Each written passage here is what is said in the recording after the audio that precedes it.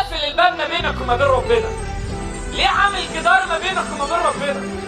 اما يبقى نفسك في حاجه من ربنا ادعيه، قول له يا رب انا عايز كذا، يا رب انا محتاج كذا، يا رب يا رب يا رب يا رب يا رب، ونادي ربنا بكل اسمائه، يا رب انا عايز كذا في معركه، يا رب عايزك تبقى سند ليا، يا رب عايزك تبقى جنبي، يا رب، وادعي. والله العظيم هو سامعك.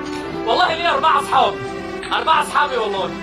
واحد يعني طول النهار يا رب خدني انا قرفت. واحد تاني يقول لك ايه، يا رب بقى فكها زائد. واحد تالت يقول لك يا رب بشبشها حوافز بقى ومكافآت. ورابع ابن الذين كان بيصلي معايا في المسجد، وانتوا عارفين الشيطان صعب قوي يعني، فرميت ودني عشان اسمع هو بيدعي يقول ايه.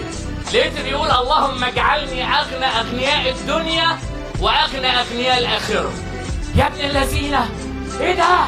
عايز الدنيا والاخره يا ابني؟ اتكلم مع ربنا، قول يا رب انا عايز كذا، يا رب يا رب يا رب يا رب.